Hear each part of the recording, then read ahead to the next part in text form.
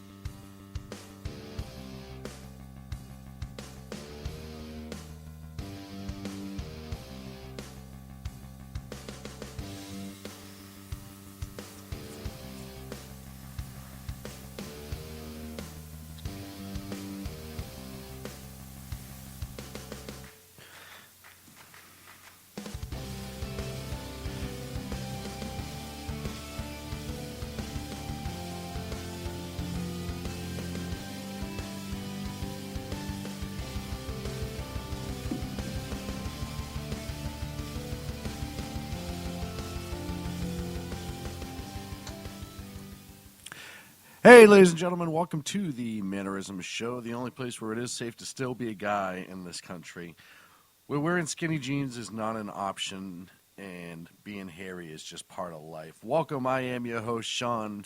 You'll know me from my Wednesday night political talk show, Sackheads Radio Show, here on the SHR Media Network every Wednesday at 8 p.m. Special thanks again last night to our guest, Olivia Hammer, son of former Marine John Hammer, who was in prison in Mexico in 2012 for carrying an antique weapon.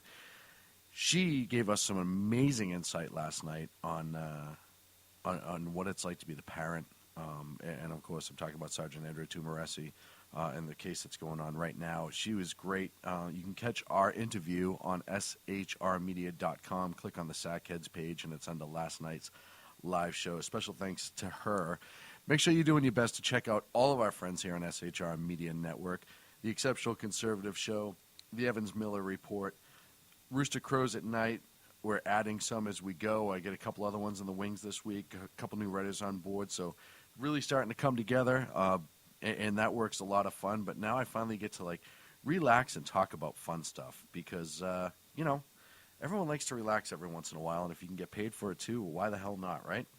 Phone number today is 800-545-5708, 1-800-545-5708 if you want to call and join the conversation.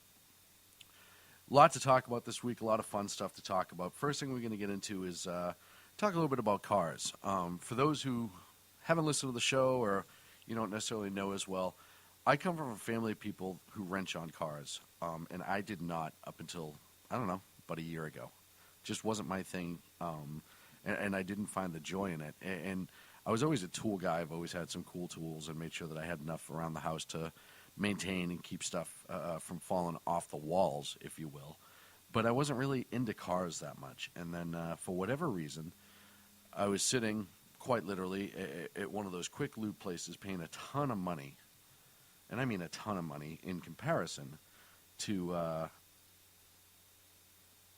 to get my oil changed in my car. And as I sat there and wasted my time and my money, and I said, there's got to be a better way to do it. And so I started to look into it. And that's kind of how it all got underway. So, I've watched my oil change before. I have cousins that did it for me. My uncles did it when I was back on the East Coast in Boston. Now I'm out here. I really don't have anyone to do it, but I had to figure it out. So I sat down and I did some research. And, one of the biggest things that used to drive me crazy, and my uncles used to yell about it all the time. My uncle Bill used to race Corvettes, and he was a car mechanic for years, and a mechanical engineer. But one of the things he used to always complain about is the 3,000-mile oil change rule, and how that was just such a big deal way back when to get your oil changed 3,000 miles. And it started really in the late 70s with the startup of these quick lube companies. And, it was their way to make sure they get you in every 3,000 mile. On top of the oil change, they do this 250,000 point inspection on your car, and it's certified, blah, blah, blah, company technician, and this, that, and the other thing. And come to find out, I mean, I'm sure at the time there was some credence to the 3,000-mile rule. It wasn't just to get you in to spend money. But a lot of people, and even now, aren't aware that most of the guys that work here in these companies aren't necessarily, they're not ASE certified technicians. They're not some specialist on oil changing. They're $10, $12 an hour employees, maybe a little bit more in some places, who do exactly what I do, only they do it so many times a day, the odds of them screwing up are greatly increased.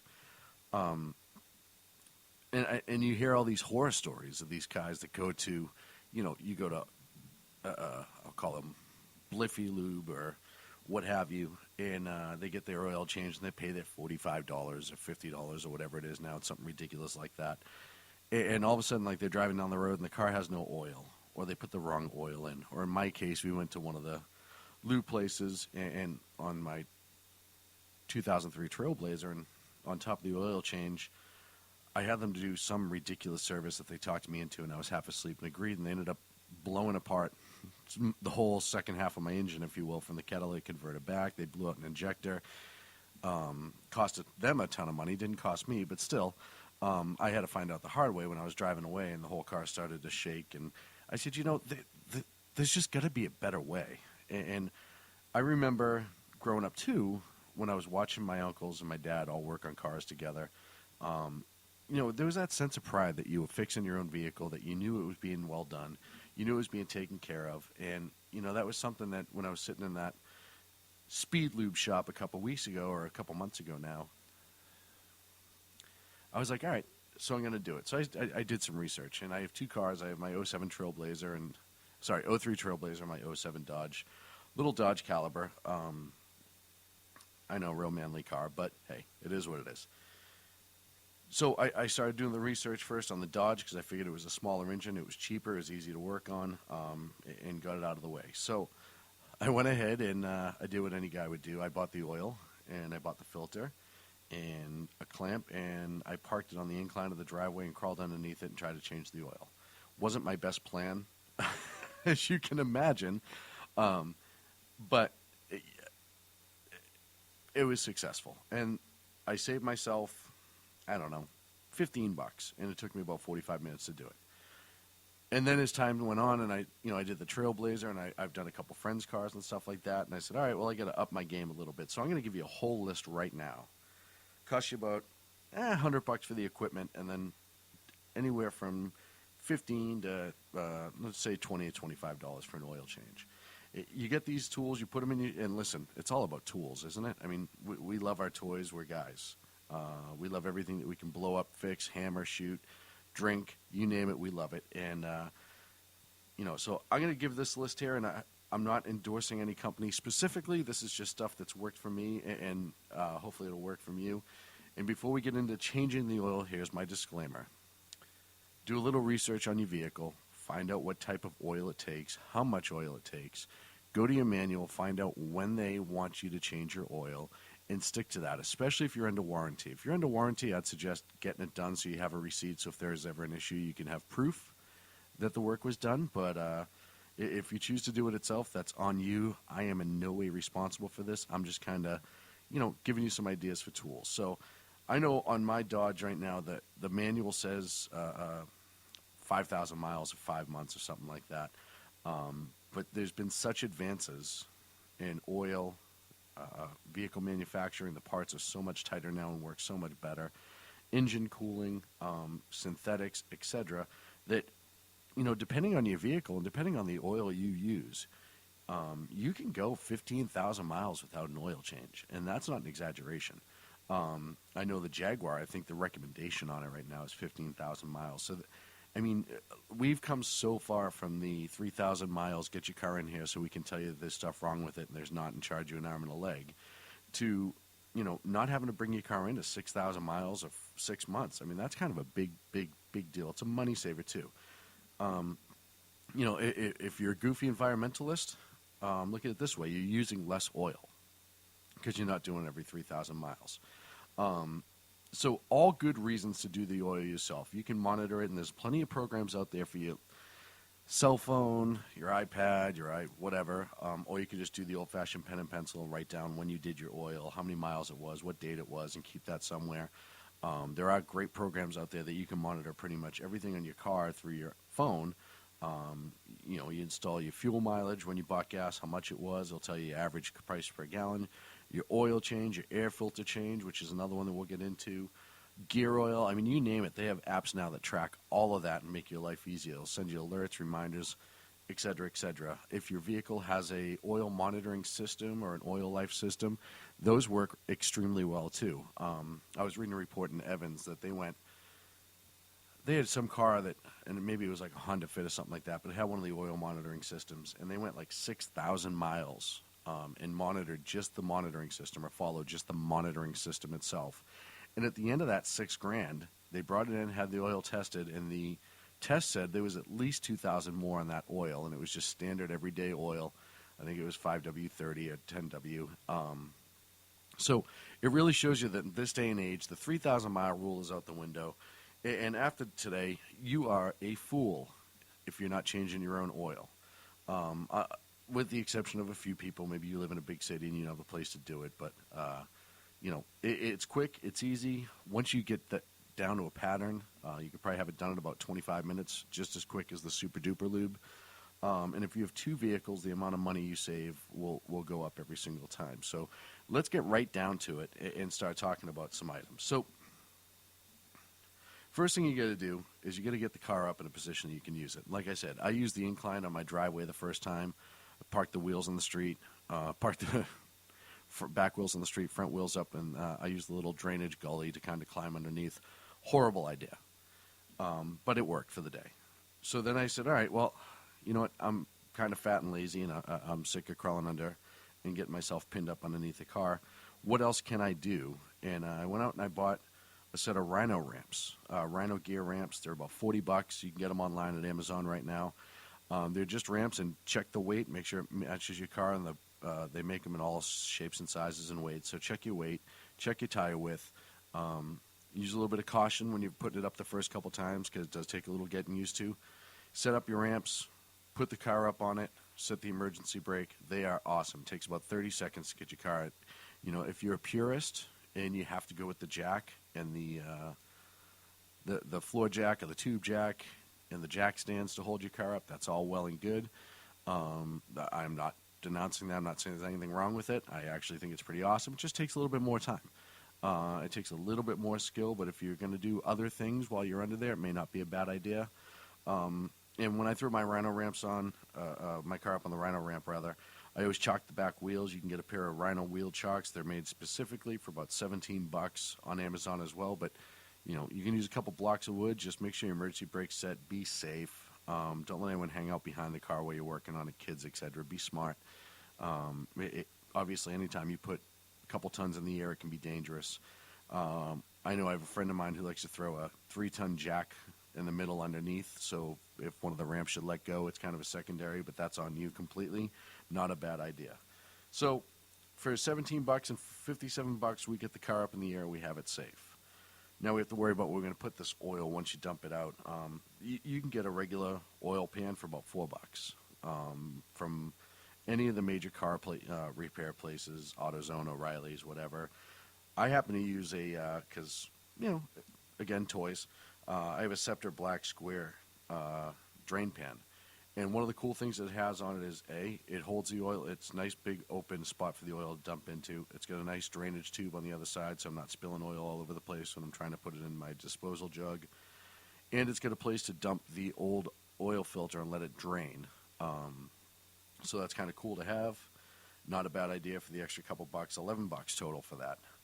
You can also get an oil disposal jug, a 12 quart for $7, that you can keep all your old oil in, and either bring it into any of the car places. I know in California they have to take it now. Some places will charge you. Just know what you're going to do. Don't dump it. No matter what you believe, you just look like an idiot if you dump an oil into a drainage ditch. You can get a $2 oil funnel. So when you're refilling the oil, it's quick and easy. If you're like me and you have huge hands, not the rest of me, I'm not in great shape, but I just have hands like mallets. Sometimes it's hard to get up and work on that oil filter. It's easy to go out and get a pair of filter pliers. $12 on Amazon, oil filter pliers. And get yourself some rags. You can wash them. You don't need to put them in the washing machine and get all oil. You can just dump them in a thing, throw a little bit of soap in it, wash them and hang them. It's not an evening gown, for God's sakes. It's an oil rag, so let's not go crazy. Total price all the way around for all the equipment you need, about $100. $97 is what I came up with. And then when it comes to the oil and filter itself, all the car places right now constantly run an oil change deal. Left and right, up and down. No matter what day you walk in, there's an oil change deal going on. I just did mine 2 days ago, and I did it for a total of $21. That was with 5 quarts of oil, 5W, it was Pennzoil. It was high mileage. I haven't crossed into synthetics yet. I probably will the next change, and you can get much more mileage out of it. It came with a good Fram oil filter that fit the car. So you get all those. You get your whole list of equipment. You get everything ready. Double check what your viscosity is and how much oil your car takes. You don't want to overfill it. You don't want to underfill it. That's ridiculous. That's horrible for the car.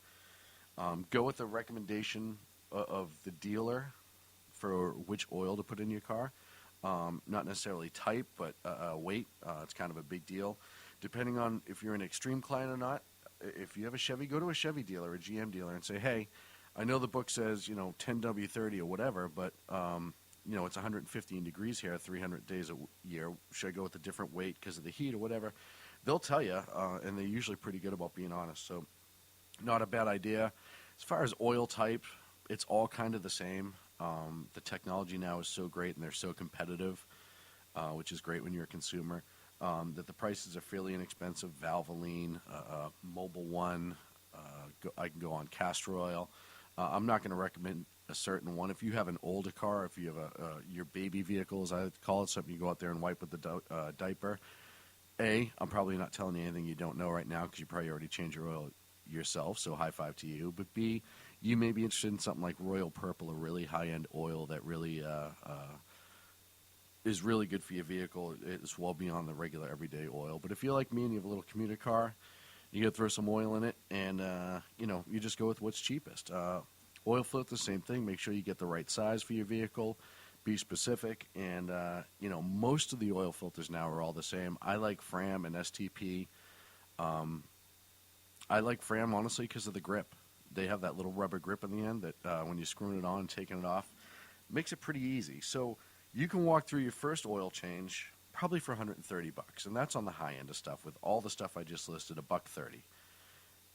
For me, if I have 2 cars and I'm looking at changing my oil every couple months, 5,000 miles or so on both vehicles is what I figured out.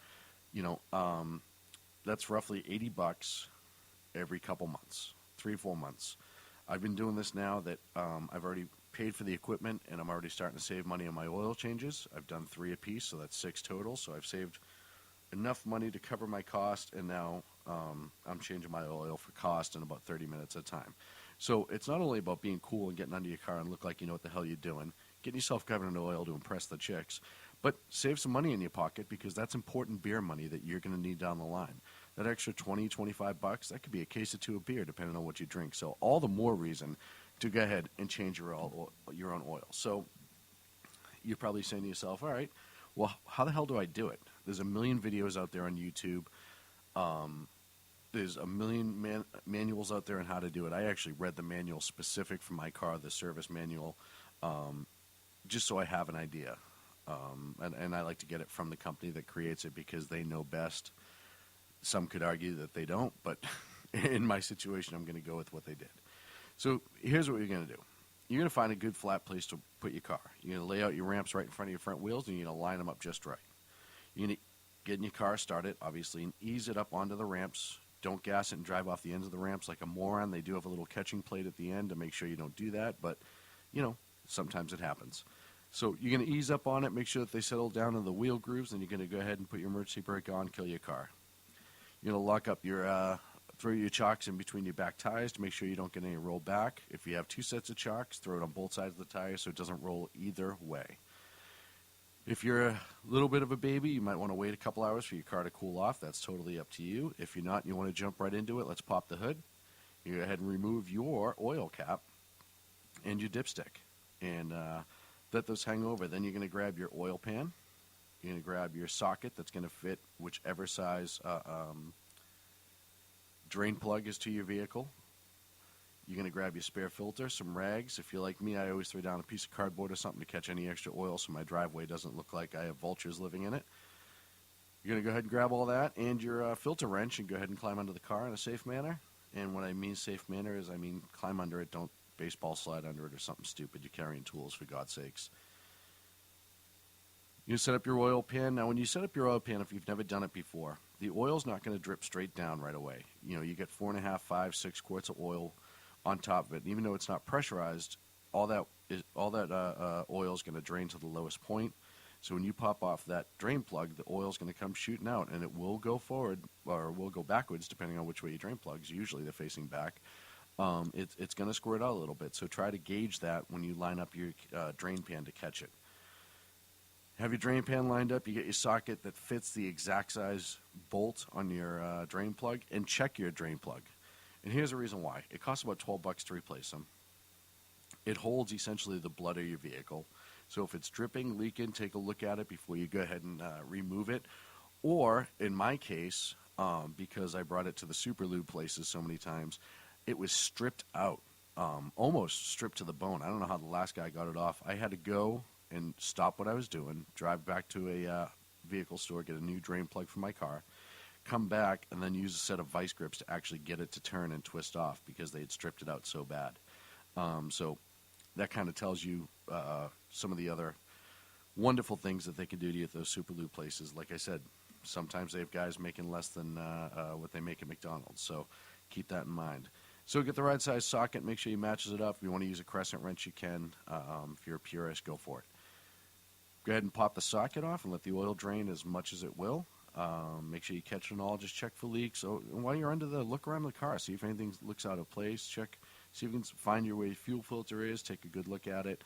And just check your undercarriage. It's going to take a minute for all that oil to drain out. When it gets to the end, it drains a little bit slower. All the oil is finally drained. Go ahead and replace the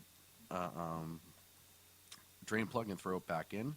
There are those that are going to tell you that you need a torque wrench to set the right torque on the drain plug, and I am going to agree and say technically yes, but if you're like me, you just wrench it on until you know it's good and tight, and you'll double check it a few times. Then you're going to find your oil filter. I know in both of my cars, it's on the passenger side just forward of the oil pan, up on the block. Both of them face up and down, so the part of the filter that receives the oil and that screws on goes towards the top of the vehicle, and the part that you grab goes down. Some of them they're on sideways. Again, know your vehicle. Move your drain plug and make sure you drain pan rather to make sure you catch it. And here's what's going to happen: you're going to start unscrewing it with what will seem to be forever, and nothing will come out, and then you're going to get to a certain point where it's almost going to be like a child's diaper overloading. There's going to be just oil coming from all sides, so you want to make sure that drain plug's underneath. This is why you have your rags in your hand, so when you drop that that filter into your drain pan, you can go ahead and wipe your hands off a little bit, not too much. You don't need to get all the oil off because you're not done working yet. You're going to get the new oil filter out of the box after everything drains, and you're letting the old filter drain into the drain pan. You're going to get the new filter out of your box, take a little bit of that old oil, and go ahead and rub it around the rubber gasket that's on the top, the part that's going to sit up against the block of the engine. Also, check that spot where it's going to go and make sure that the old gasket isn't still on there. That happened to me one time. It'll never happen again. I had the old gasket that was still stuck on the block. I put the new gasket, the new filter on. It didn't sit right. And by the time I turned the key, I had oil all over my driveway, and I spent the next 3 hours trying to clean it up. So you don't want to go through that. So just go ahead and take a look, double check, make sure there's nothing impeding it. Check if you can. Look at the threads on it, make sure the threads look good, make sure that nobody else has jacked it up. Now that you've put that little bit of used oil along that gasket to make sure it stays nice and moist, go ahead and screw it up into place. I did mention the pliers. Fortunately, one of mine, because of a cowl that's underneath it, I have to use the pliers to get it off. The other one, I choose to use the pliers to get it off just because I'm lazy. Don't use the pliers, and some people say, yes, you should, but I have not found a reason to use the pliers putting it on. If you use the frame with the rubber gasket, or if you have the rubber holder, or if you have a good rag in your hand, you can get a good solid grip. You can go ahead and hand tighten that on as hard as you can, and it should be fine. If for some reason you have a grip like a pansy, that's fine. Go ahead and use the pliers and just give it a little tug, make sure it's in place. So we've drained the oil. We replaced the plug, made sure it's on good and tight. We replaced the oil filter, took the old one off, let it drain, put the new one on, made sure it's nice and tight. You're going to go ahead and get out from underneath the car, and then we're going to go ahead and open up our oil, depending on how much oil your car takes. I know for my little Dodge, it's 4.5 quarts. I usually buy the big 5-quart ones instead of the individuals. They all have the marker and half quarts on the side. You're going to go ahead and you're going to throw in your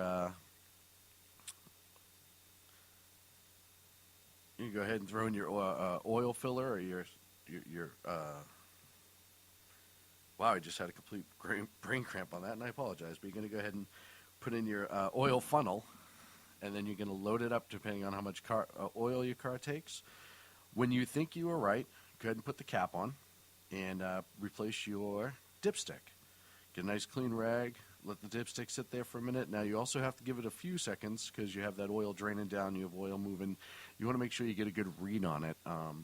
If you have a gauge in your car, it'll help. If you don't, like my Dodge does not have a gauge. The only time I know there's an oil problem is when the little light comes on. So I check it monthly because I give my car a good once over anyhow every month. But after you let that oil settle, go ahead and pull out the dipstick, double check, make sure it's in the safe marker. Most cars now have a safe marker, or they have something that says add. So you're going to look for that line, see if the oil's above it and below it. Do it 2, maybe even 3 times. If you're OCD, you may have to do it 15 times. You'll probably end up having a little more oil, but that's on you, not us. If you're in the good range, go ahead and put your cap on, replace your dipstick. If you're not in the good range and you need to add more, go ahead and add more.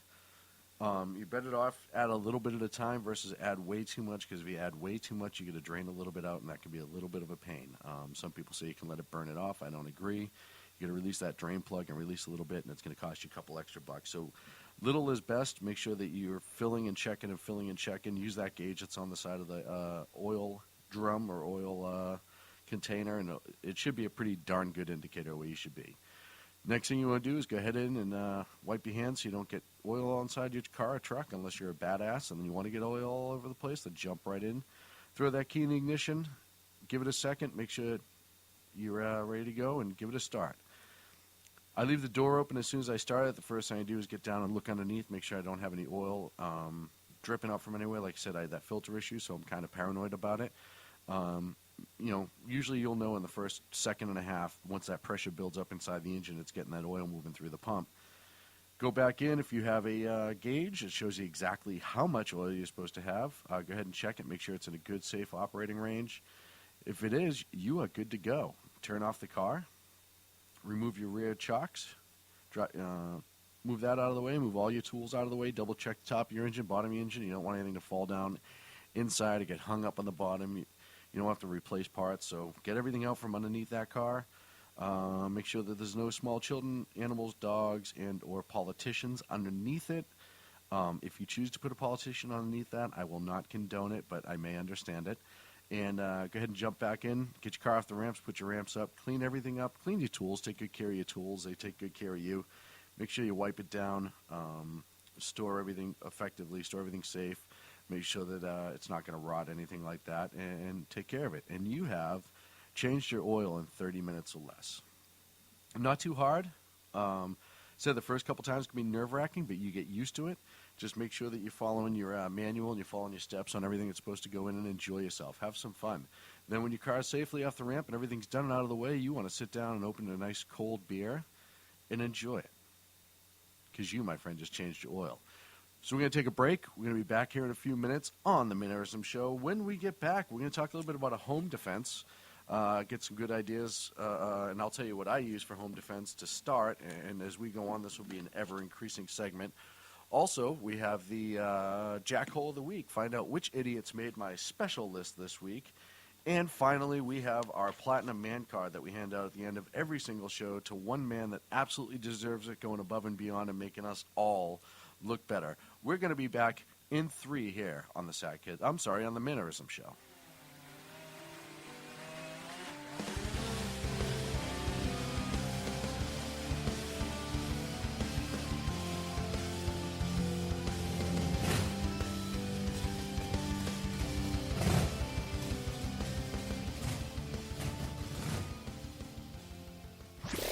Conservative media done right. You're listening to the SHR Media Network. This is Tammy Jackson, inviting you to join me on the Tammy Jackson Show every Tuesday night at 7 p.m. Pacific on the 405radio.com. Put down that remote and tune into the show that covers politics, guns and the Second Amendment, religious liberties, sanctity of life, the military, and more. I host newsworthy guests and work hard to be a conservative radio show that's not like all the others. So save Tuesday nights at 7 p.m. Pacific for me, Tammy Jackson, on the 405media.com. In a world controlled by corrupt politicians, You got a business. You didn't build that. a team of ordinary men emerge from the ashes to give voice to the voiceless and hope to the hopeless. Sackhead Shaun, Dude, I'm not saying calf was stupid, bro. Sackhead Clint, All good friends of ours usually show up drunk. also starring Sacco as the producer. I'm a little bit drunk, 'cause I'm drinking. They are the Sackheads Radio Show. Every Wednesday at 8 p.m. Pacific on shrmedia.com.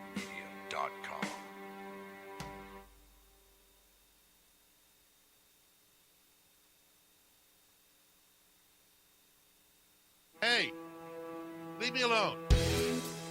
No, I'm trying to save the world, damn it. Hey, this is Rooster from Outcry Radio. Catch me every Saturday night right here on Blog Talk Radio at 11 p.m. Eastern Standard Time. Or, if you think conservatives can't be snarky, try my blog, conservativeoutcry.net.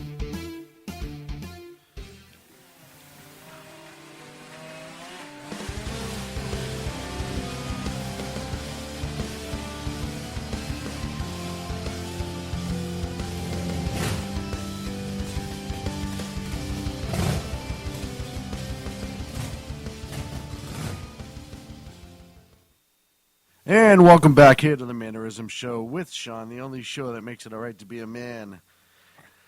So, for the break, talked about our oil changes, and we're glad that that's out of the way. And now I want to talk a little bit about home defense. And this is something that, as time goes on, and if you listen to the show at all, if you listen to the Sackhead Show, you know I'm all about defending ourselves. I'm a big supporter of the Second Amendment. I'm a big supporter of gun rights. But more importantly, I'm a big supporter of being able to tell me I can't defend me or my family. So I'm going to break the ice. I'm going to tell you a little bit about what I have in my my gun locker, my safe, if you will. And as time goes on, we're going to have some other people come in and talk about their weapons and what they keep and what they use for what. When it comes to home defense, everyone kind of has their own opinion, and it really has a lot to do with what you're comfortable with, what your level is, and what your goal is.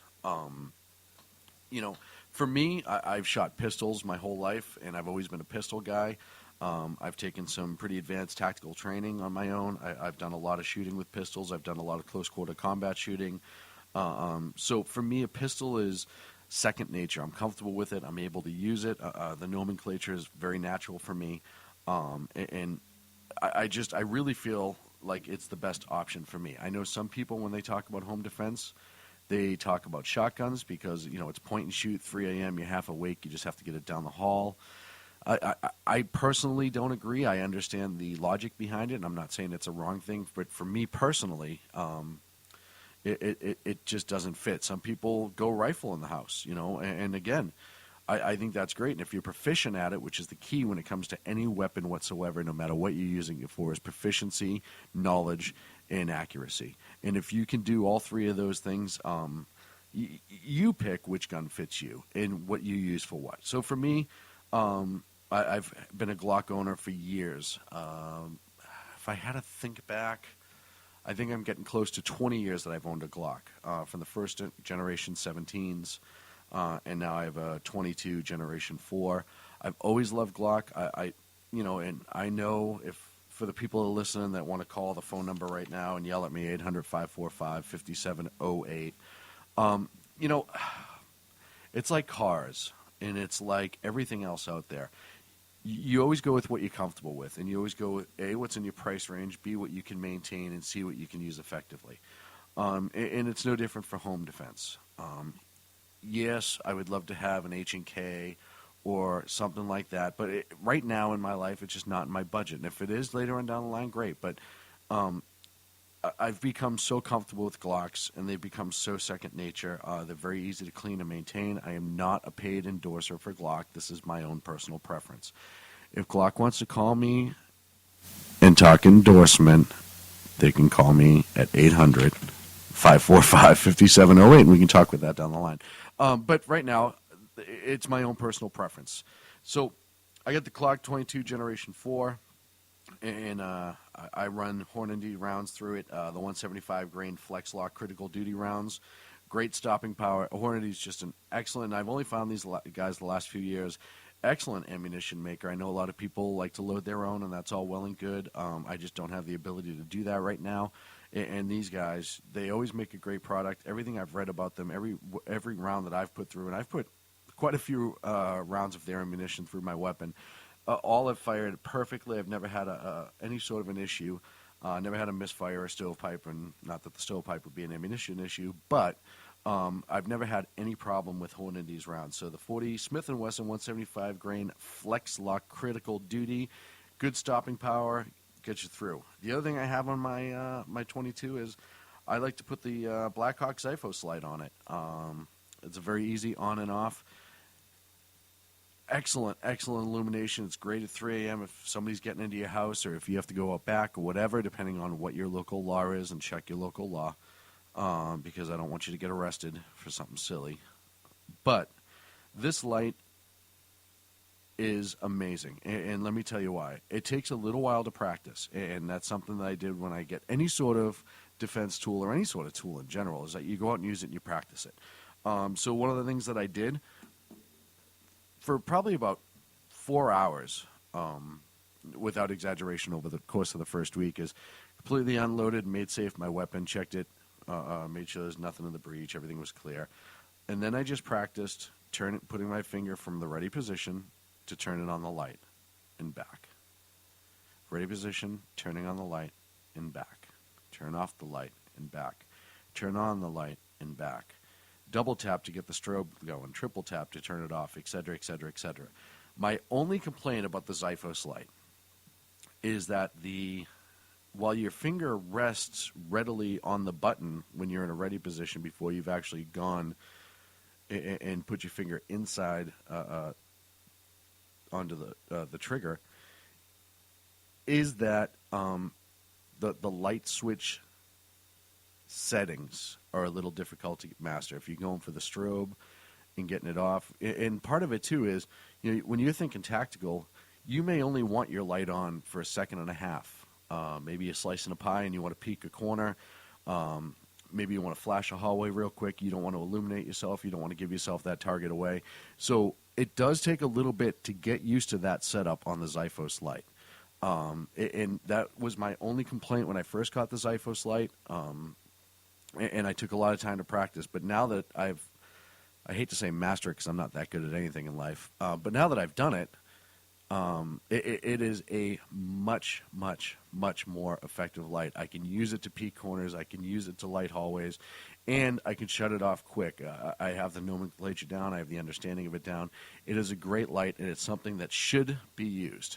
So, and the last thing I have, and this is strictly on me because of how I do. I get the Blackhawk Serpa CQC holster that does hold my light, so if I need to use my weapon inside my house, or if you carry CCW, like a lot of people do, it's a good concealment holster as long as concealment's a trick into itself. You have to know how to do it.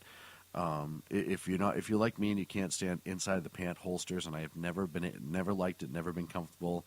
And I don't think you can access it quicker. I prefer something that rides high or outside the pants on a belt loop.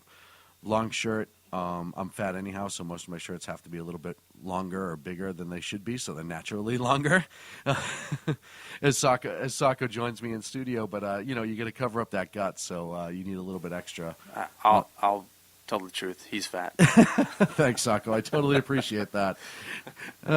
15 years your senior, and I'm still in better shape than you. So. It's okay. All right. Sackhead Sacco joins Pictures me in don't studio. Tell a lie. Just saying.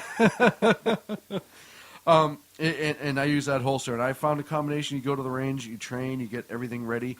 I am 100% confident that if, God forbid, something ever happened to my house at 2:30 in the morning, I can remove my weapon, get it ready to go, charge the battery, if you will. And clear my house safely and effectively. The other thing about home defense is knowing where everybody in your house is and who's sleeping where and knowing what, so you don't have any accidental, God forbid, any accidental I hope you know discharge. who's sleeping where. Well, but if you have guests or something like that, you have to make that mental note. I still hope you know where they're sleeping. You got to give them a blanket. That'd be kind of. No, I don't. Hey, I don't know where you're going to sleep. Here's a blanket and a pillow. Figure Sacco, it out. I don't have to give them anything. It's my house, dude. I may choose to give them something. So as we get into our first of many home defense, you know what? I had an intro for this too. You did. I did. I had an intro for my home defense segment, and I didn't use it, so here it is.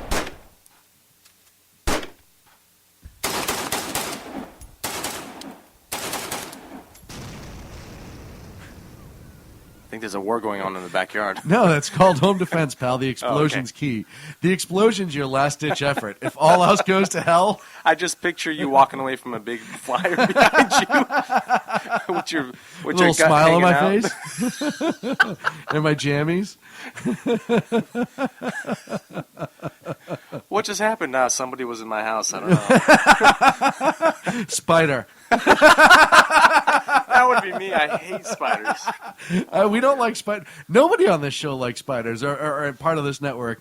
On Wednesday nights on the Sackhead Show, Clint and I hate spiders. I'm not afraid of them, though. He is afraid of them. I freak out. Do you really? I won't go into too much detail, but one time I was taking a whiz, and it was probably 12 o'clock at night, and I was really tired, and I felt something on my head, and I looked up, and there's a spider web attached to my head while I'm taking a whiz, and to the light. I don't know how quick they were, but just imagine a spider web attached to your head from the ceiling. Oh, Sacco. And you're taking a whiz. I'm just saying, I couldn't hold it. I don't remember what happened. It was a long time ago, but... Oh, that's funny. Freaked out. Well, my shirt came off in 2.4 seconds. So that will wrap up my home defense segment of the week here on the Mannerisms Show. Let's close it out with the home defense closing.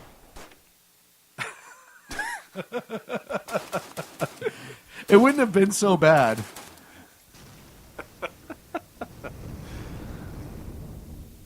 It wouldn't have been so bad if I had played that 15 minutes ago when I opened the segment versus back-to-back. That's fine. I don't care.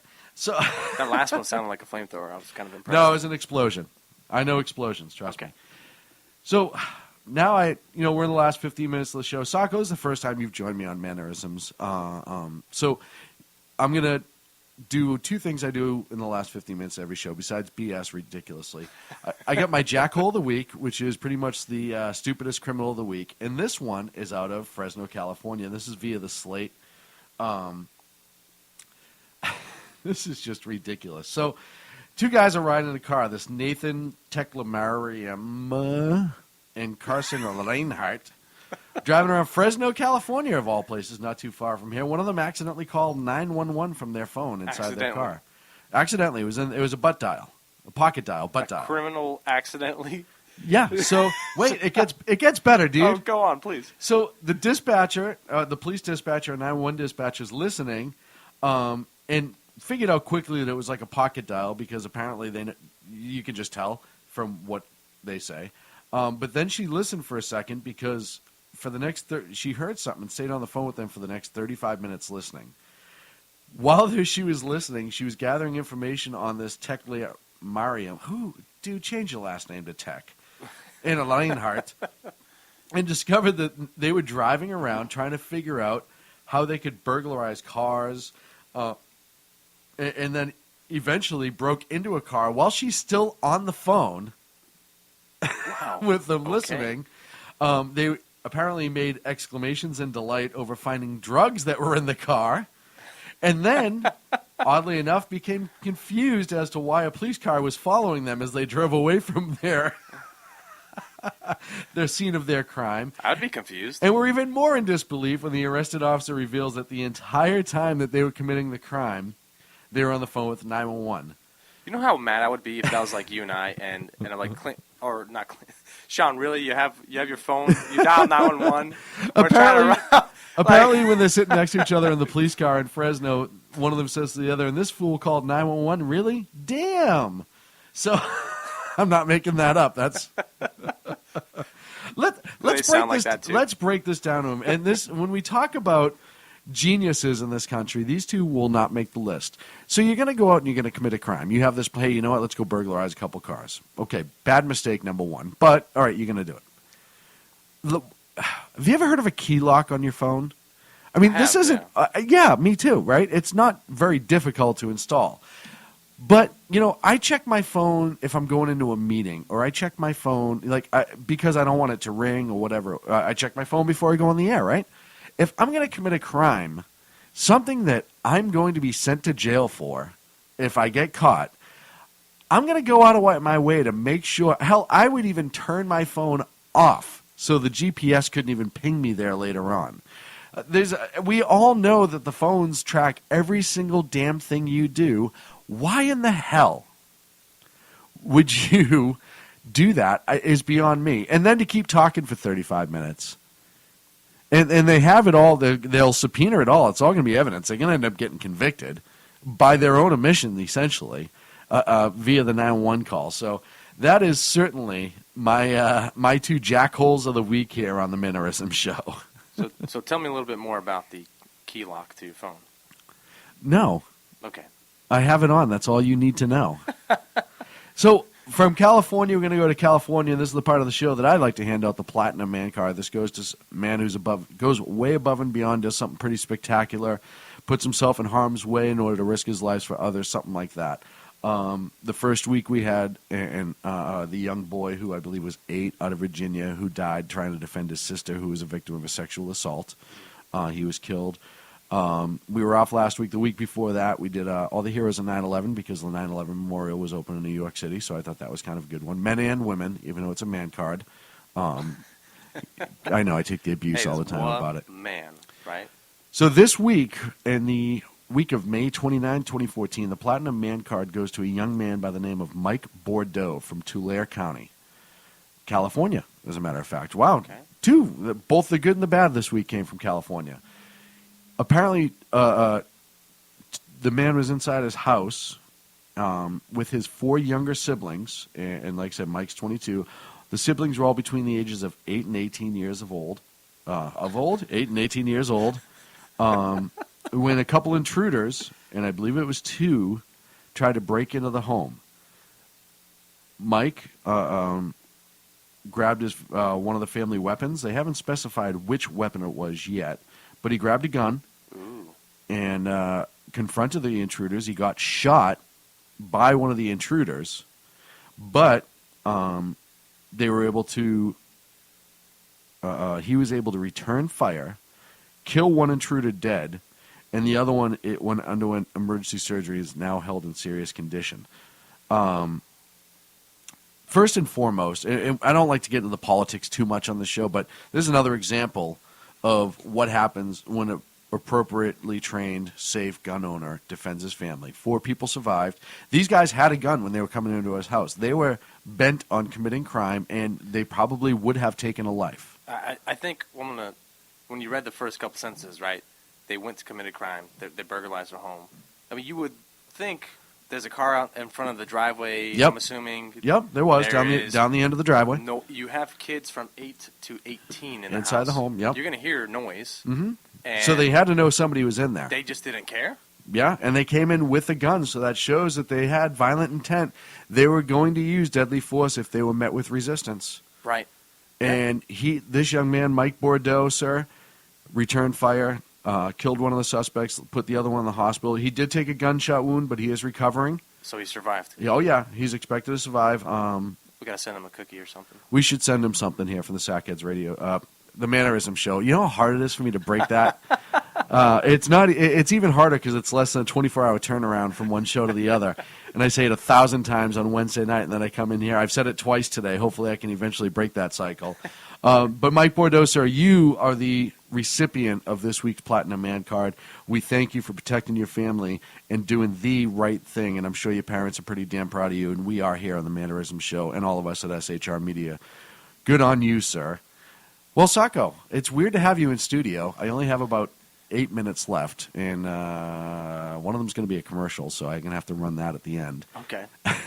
Yeah, it's kind of weird. You gave me a microphone this time. I do. Normally, I try to take it away from you, and I actually hurried through one of my segments because I wanted to get a little bit of time. I want to talk to you about what's going on here at SHR Media because we have some exciting stuff coming down the line. And normally it's Clint and I, but a lot of people don't know is, you're the third amigo in the operations center here. I try to hide. You are the silent partner most of the time, except for today when I'm sticking a mic in your face. You normally are the silent partner, but a lot of people don't know is Sacco is our production expert. Sacco is our IT guy in-house. Sacco also does our music, and that's something that we're going to expand out on. If you like our intro for this song, if you like our intro for the Sackheads Radio, and other intros that we've used in different music, all of that comes from Sacco. He produces and creates it and mixes it all himself. And that's going to be a product that we're going to start offering for other shows, podcasts, either our sister shows here on the SHR Media Network, The Exceptional Conservative, Evans Miller Report, Outcry Radio on Saturday nights with Rooster, and then we have a couple other people coming on. I think I can safely announce one, but I have to double check first, and hopefully I'll know by the end of the day today. But if you are a podcast or a radio show that needs some new sound music and you need to get it at a reasonable price and have it really well produced, why don't you email Sacco at soko@shrmedia.com, and we can see if we can't work out something. It's not going to be free, folks. Nothing is, so get it out of your head now. No freebies around here. Doesn't happen that way. If you're going to be a man, you're going to pay for it. Though. It'll be very cheap. Well, it's kind of like you. I'm kind of excited, though, because I just got all the... Thanks. I just got all my soundproofing. I'm soundproofing the studio we just got built on the side here. So... you're going to get in there and start ripping it up real soon, huh? Yeah. Yeah. I'm hoping this weekend. That's awesome. Yeah, it's going to be exciting. And you have a couple demo songs already ready to go. So Yeah. if somebody wanted to email you and actually find out, and we can get a price down and get Give some me trial the style, stuff. give me kind of what you're looking for, and Sweet. I'll give And you we're my eventually going to add that to our store at shrmedia.com. You'll be able to get SHR Media gear, sound bits. We're going to do some commercial work if you need a commercial cut, or some voiceover work if you need some voiceover work done, or all three, or none of the above. If you need none of the above, go to the website anyhow, shrmedia.com, and click on all the advertisers repeatedly. And the other cool thing that's going on, too, is we're about to enter into an actual true news desk side of things, which is kind of cool. And I can't give out too much information on that, but we're going to start. We're going to start doing regular news updates, live news updates, breaking news stuff on the SHR network throughout the course of the day. And a good friend of ours will anchor the majority of it, and we're going to actually have some old friends come in and help out. And you may hear me from time to time if it's a breaking news thing. You may hear Sacco from time to time if it's a big breaking news thing. But we're going to When I break the news, there's going to be music. I know. Yours is going to be music, entertainment, and whatever it is you damn kids do. I don't know, skateboard or something. I don't know, whatever the hell it is you kids do. So that's going to be exciting. That's going to be another option you're going to be able to get here at SHR Media. And if, again, that's going to be one of those things that if you are a podcast or another show and you're looking for a regular news outlet for regular briefs within your show or on your network and you need somebody to do it, go ahead and check us out, SHR Media. And you can actually email me, Shaun at shrmedia.com. And that might be a good way for you to go. And as far as a lot of the other news wires that charge a ridiculous amount of money for these 2 to 3 minute news clips that just kind of get a update in, ours will be reasonable. We understand the economy's tough, and if you're a good patriot station like ours, and like all of our folks on the SHR Media, people that really love our country, we're not here to gouge you. We're here to get the message out and help you guys. And it is about getting away from mainstream media, and it's about going forth on these smaller independent news networks, because that's really what's going to save a lot of issues in this country, and it's really a wonderful thing. So look for that as we're coming down the line. If you have any questions, or maybe you want to get involved with the SHR Media Group, go ahead and email me, Shaun at shrmedia.com, SHAUN at shrmedia.com. And we'll go ahead and be able to help you out. Rooster should be back this Saturday. We're hoping on our Saturday night show. Later on this afternoon, we will have the Exceptional Conservative Show. But first, you will have the Evans Miller Report at 4 p.m. on the Pacific, followed by the Exceptional Conservative Show at 6 p.m. on the Pacific, 9 on the East Coast. From all of us here at the Mannerisms Show, we thank you for joining us this week. We will see you next Wednesday at noon Pacific. Don't forget to check out the Sackheads Radio Show every Wednesday night, 8 p.m. Pacific time. Check out our blogs, read and share all of our articles on shrmedia.com. Yes, share We them. would absolutely love it if you could do that for us. For Sackhead Sacco, this is Shaun from the Mannerisms Show. We will see you next week.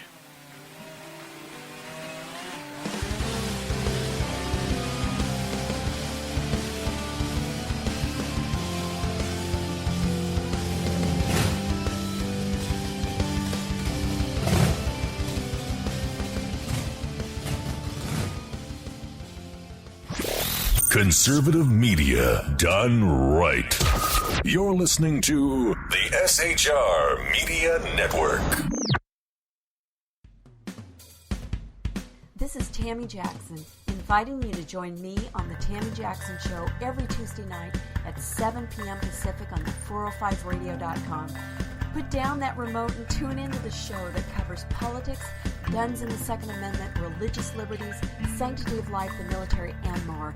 I host newsworthy guests and work hard to be a conservative radio show that's not like all the others. So save Tuesday nights at 7 p.m. Pacific for me, Tammy Jackson, on the 405media.com. In a world controlled by corrupt politicians, You got a business. You didn't build that. a team of ordinary men emerge from the ashes to give voice to the voiceless and hope to the hopeless. Sackhead Shaun. Dude, I'm not saying cow for the stupid promo. Sackhead Clint. All good friends of ours usually show up drunk. Also starring Sacco as the producer. I'm a little bit drunk, 'cause I'm drinking. They are the Sackheads Radio Show. Every Wednesday at 8 p.m. Pacific on shrmedia.com.